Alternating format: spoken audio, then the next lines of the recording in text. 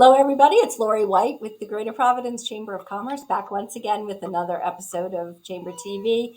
Today, it's episode number 201, and we are talking about a really important subject today, one that is really near and dear to my heart, and that's the whole concept of supplier diversity. And we have with us the executive at Blue Cross and Blue Shield who is charged with helping to open up supply chains within Blue Cross and their affiliated organizations, and help to continue to cultivate small business, particularly minority-owned businesses, and really develop a very strong and stable pipeline. So, how are you today, Doris? Thank you.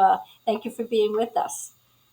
Thank you. Thank you so much, Laurie, for anchoring the conversation and for having us in the 201 edition. I am delighted to be here today. Okay, Doris De Los Santos, such a pleasure to, yes, to be able to speak with you today about all the good work that Blue Cross is doing. And you have a very strong background in procurement and supplier diversity and business. So I can't wait to get to all of that. But for the purposes of starting out the conversation, why don't we begin by you telling a little bit about the new role that you have taken on at Blue Cross and Blue Shield, which is a very strong partner of the Greater Providence Chamber of Commerce. We work with the Blue Cross team on so many issues on worksite wellness, and members of the board of directors are, part of our organization as well. So tell us a little bit about the new role. Yes, I am so thrilled that I join a company that cares so much about the work of equity and the work of ensuring that we create the ecosystem that is needed to increase the health and well-being of Rhode Islanders. And as part of that equity approach, um, Blue Cross have renewed their interest and their desire to impact economic parity in the communities we serve, and that's how the Renew Energy became to be behind what is the supplier diversity business strategy at Blue Cross.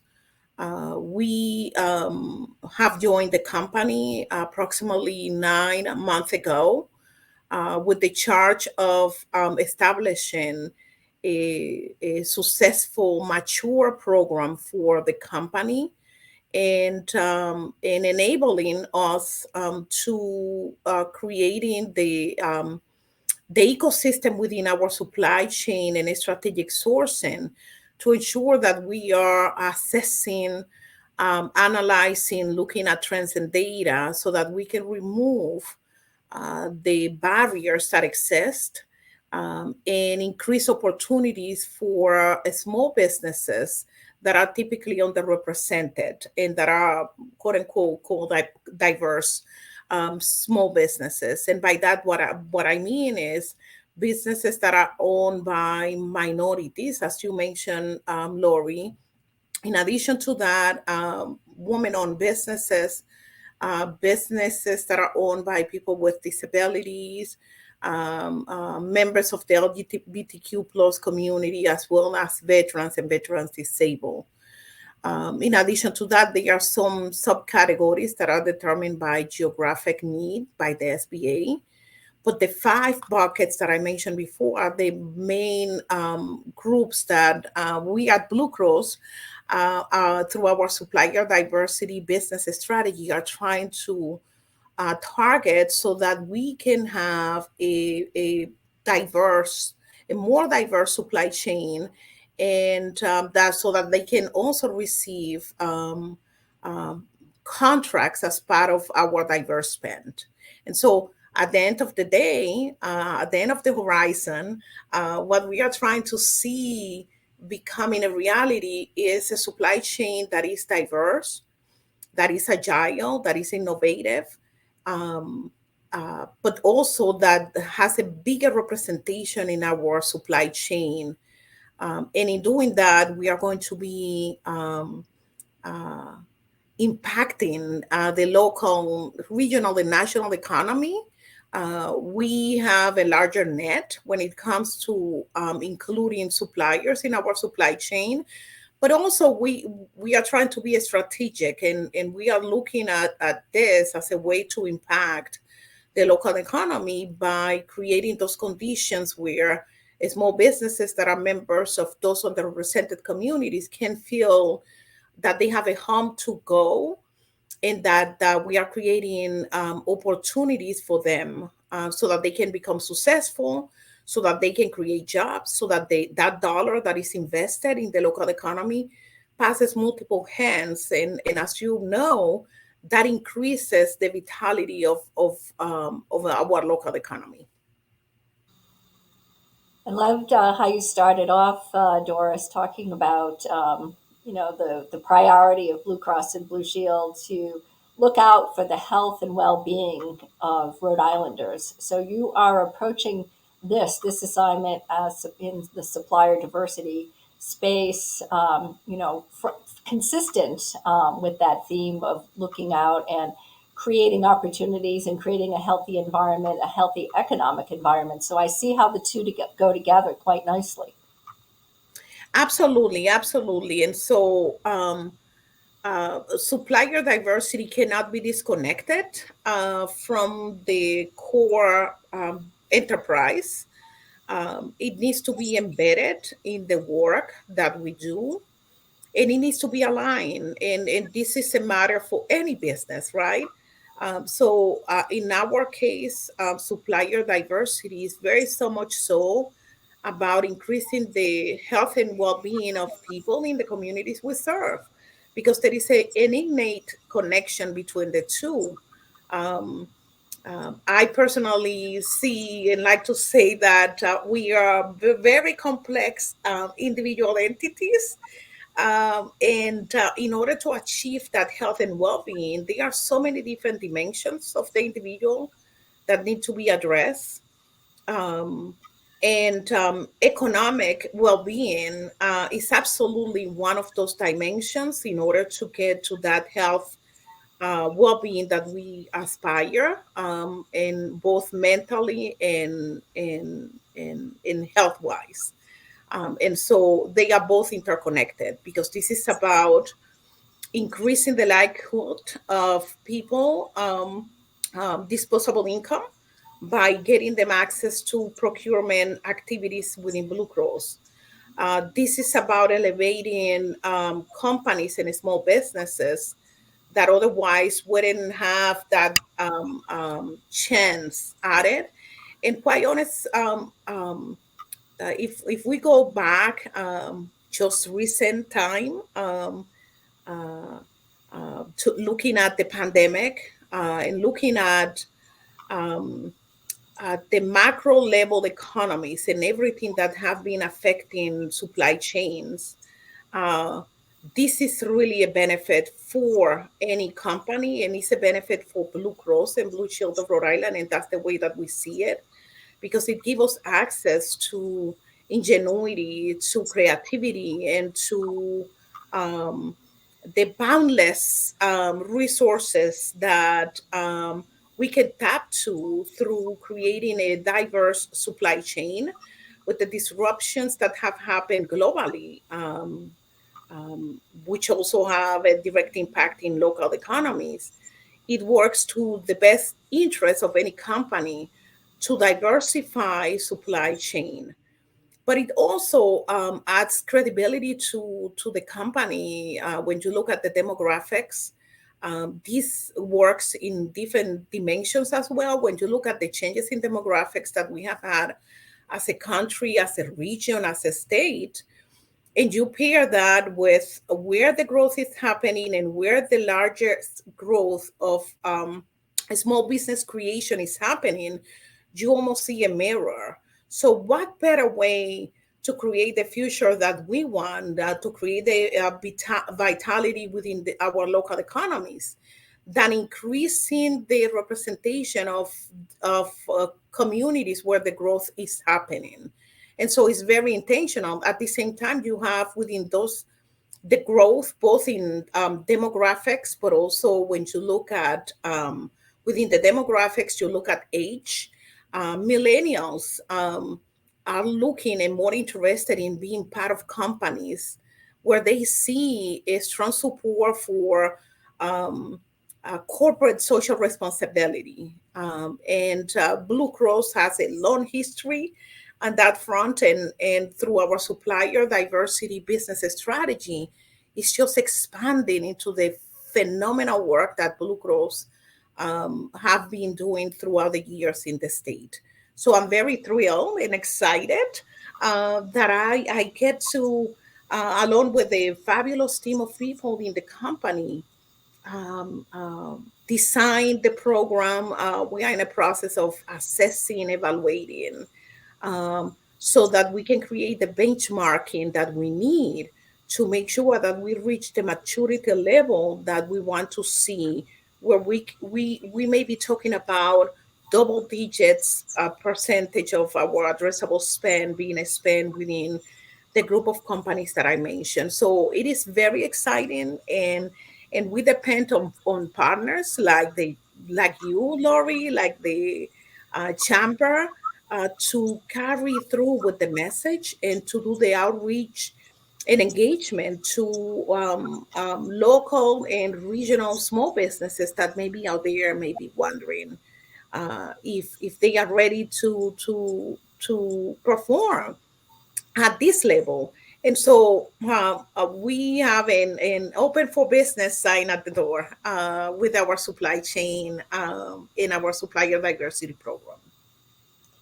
This is episode number 201 of Chamber TV. We're talking to Doris De Los Santos from Blue Cross and Blue Shield of Rhode Island, and we are talking about diversifying the supply chain and particularly what Blue Cross and Blue Shield is doing and taking this on as an initiative. And Doris has been working on this assiduously now for 9 months, and she's looking to build a mature, predictable organization and set of metrics that we can really bring in, as she put it, five separate buckets, five distinct buckets of underrepresented communities, and being able to introduce them to economic opportunity as using Blue Cross and its large network as a way to continue to help and support small business.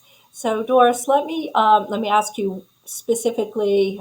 You talked about gathering the data and looking at the degree to which Blue Cross and Blue Shield has a very large spend in terms of products that you contract for out in the community using various vendors and business partners.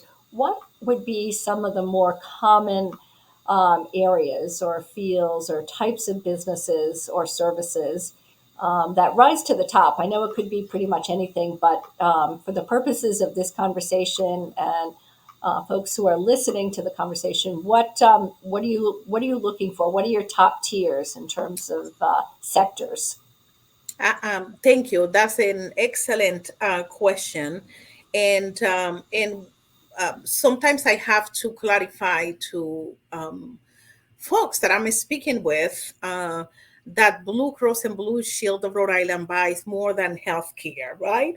And so there is a portion of addressable spend, which is the portion that we compare against when determining percentage of spend and categories. And so if we look at the most typical categories that we are interested in procuring or that there is a need, we have printing services, we have communication services, staffing solutions, IT and technology, some contingency services, office supplies, computer hardware, softwares, and supplies and related services.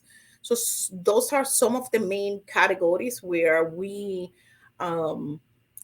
look at as opportunities for growth within the underrepresented small businesses. Evidently, from time to time, as priorities change, so will procurement needs.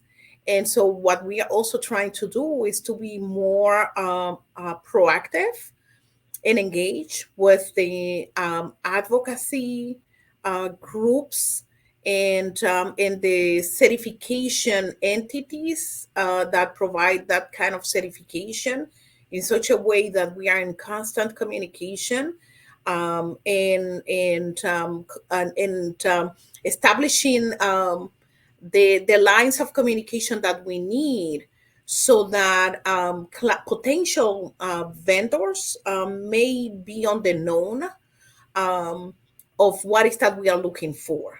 We are trying to create the spaces that are needed, that are going to be yielding the best result for us and for the potential vendors, so that they can have information when it's needed, and so that we are opening the procurement opportunities in a way that they can have high participation.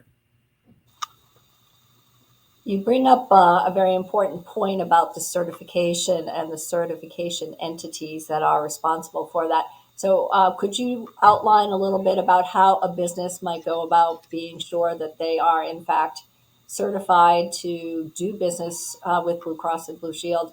And do you have to have that certification in order to qualify as part of your specific diverse supply chain? So, evidently, we do business with any company that is able to provide uh, uh, services to Blue Cross and Blue Shield of Rhode Island. So, a certification is not needed to engage with us when with the company. Now, when speaking about the supplier diversity program, um, we are not only encouraging businesses within our existing pipeline to seek for the certification if they are eligible, but we are reaching out and trying to engage companies that are certified. And the certification is administered and managed by independent certifying entities, and we are affiliated and are in the process of completing affiliation with the top five groups.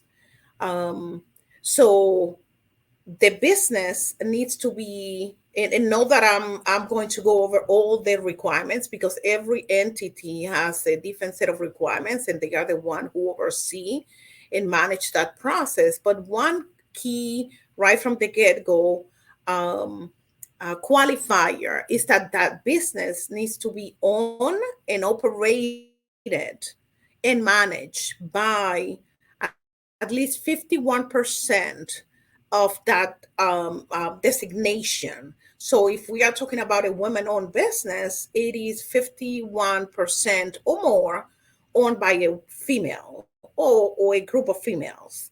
Um, if we are talking about the MBE certification, or which is, it can be the state of Rhode Island certifying the business, or it could be through the GNMSDC. The same rules applies. It's 51% plus owned, managed, and operated.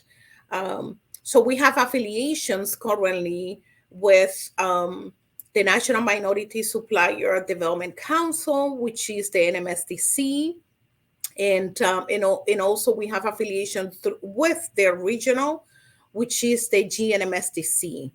We have affiliation with the Women Business Enterprise National Council, or the WeBank, and they are the ones who certified women-owned businesses. We have affiliation with Disability In, and they are the entity, the national entity, who provides the certification to businesses that are owned by a person or persons with disability. Um, we also have affiliations with, and this is just recently, with the U.S. Hispanic Chamber of Commerce. Um, and however, they don't provide certification, but they provide a lot of support to increase the level of readiness of the business and also their capabilities. And so um, um, the other groups that I also mentioned. The other certification is the one who is through NGLCC, which is the National Gay and Lesbian Chamber of Commerce, for which we also have an affiliation with. And also, as I mentioned, there are additional certifications that are more so based on demographics and income, which is through the SBA. And so part of our program and our initiative is to be able to not only work with businesses that are certified through and by some of these entities. Sometimes you have businesses that carry with themselves several of these designations, and that's great. I suggest, recommend, and encourage small businesses that can pursue and are certifiable with different designations to pursue them. But they may be businesses that are not either ready or that they don't know that they can be certifiable, or they just don't understand the process. And part of a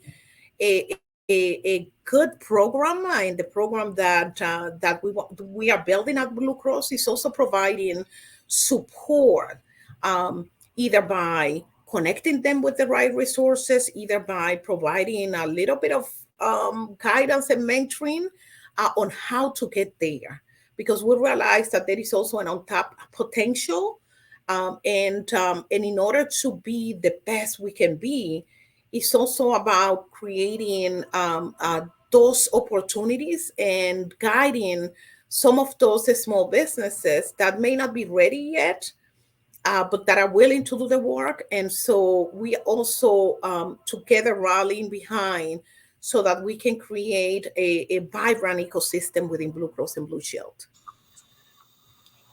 That's a fascinating element to the whole process, because you're saying not only do we have a certain amount of spend that is eligible for a diversification program, but we'll also help you get there so that you can be certified and that you're ready to go. So what does that look like in terms of how you will work with an individual business to ensure that they in fact are ready to do business with Blue Cross and Blue Shield? So we are in conversations with the groups that I mentioned, and I'd be remiss if I don't also include Supplier. So we are one of the anchor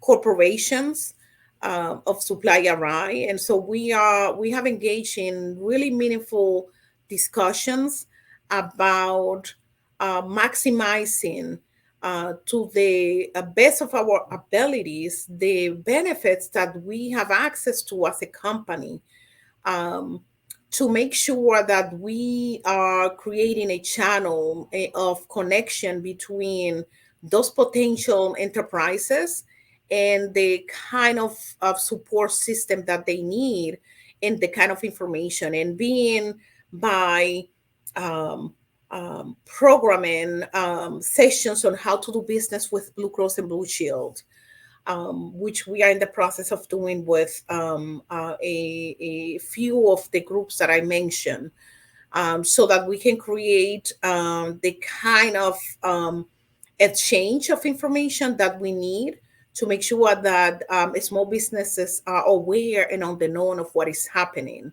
And these interactions will happen in collaboration with um, members of the team of procurement, because they will be technical aspect of this work that they are the one who manage, right? And so how can we make sure that we demystify what people sometimes believe are complexities? And I'm not suggesting that the process is not complex, Uh, at the end of the day, we are in a very complex industry. However, how can we make the process to be understood and appeal to um, uh, those small businesses that are sometimes struggling, as we know? And so, how can we make the process easier to be understood? How can we make the information to be accessible to the small businesses? How they can see themselves as part of the supply chain, again, because sometimes it's like they don't see themselves being part of. And so how can we remove all those barriers collectively so that we can create those conditions that needs to happen? It is about setting goals, and we are in the process of setting those goals. Because we have to be, in order to accelerate the pace of this work, we have to be uh, honest about where we are, and that's where the benchmark that we are going through is happening, but also setting goals. We are in the process of revising policies and engagement processes that we have to make sure that we are being truthful to what we are saying, right? We have looked at our payments abilities, right? It's net 60, next 90. What does make sense for the small business? And we have lowered that, acknowledging that cash flow is an issue that many small businesses face.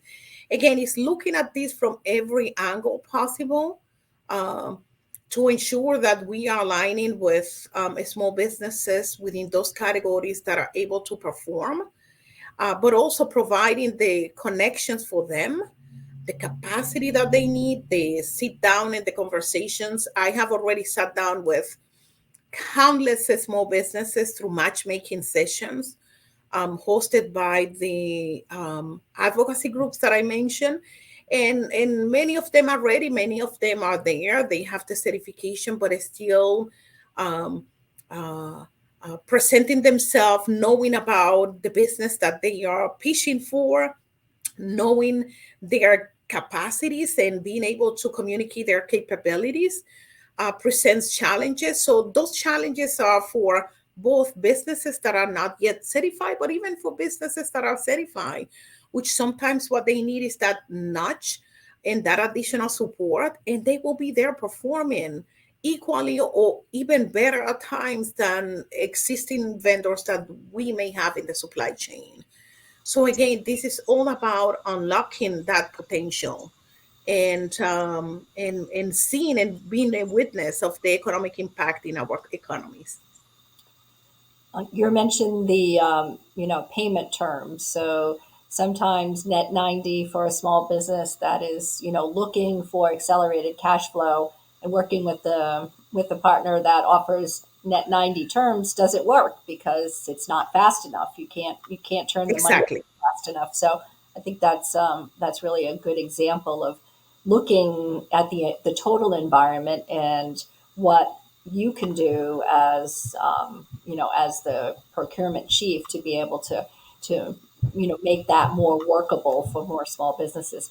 So we only have 2 minutes left, Doris, but I wanted to Oh ask gosh, you. time flew by, Lori. Absolutely. This is really a fantastic conversation. We're covering a lot of really good ground here. I had a question about Providence-based businesses. Is that one of the five buckets for you? So the city of Providence per se doesn't have a certification, so that will still default to the state certification. But as far as targeting businesses and geographic, yes, because again, it's what I mentioned at the beginning. Uh, so while we have a wide nest of vendors, there are areas and categories that are more difficult than others. Um, the truth of the matter is that we have an interest in partnering and increasing the representation of businesses in our diverse span that are local. Our headquarters is in Providence. So Of course, I'm personally also I'm from Providence, and so the capital city is really close to my heart as well. I see the vibrancy, local economy in Providence, and absolutely, there is no reason why we shouldn't target our capital city and the economic vibrancy that exists here and the entrepreneurship within our supply chain. How can folks get a hold of you? They no doubt listened to the story and the conversation that we just shared and may be inspired to say, yeah, I would like to be considered and I'd like to work on certification. And I appreciate all the programming that you're offering as a wraparound service, if you will. So what is the best way for people to get in touch with you and to learn more about some of your program parameters? So I will encourage anyone that is interested to visit our company's website, which is bcbsri.com. And while there, you will find a tab on supplier diversity. In that page, the interested party will see information on how to do business with those categories that I mentioned before that are sort of like the typical ones that we are looking for, our certifications, and more information about the program. Um, that includes an email address as well that people will see there. People can call me up. My phone number is 401-413-5775, and I'd be more than happy to schedule time to make sure that we together uh, try to create those conditions and engage that entrepreneur that is looking to increase revenue for their business if there is an alignment. Again, bcbsri.com. And while on that page, find the supplier diversity program, and there you will find all the information that you need to get you started. Calling me at 401-413-5775, and we are open for business.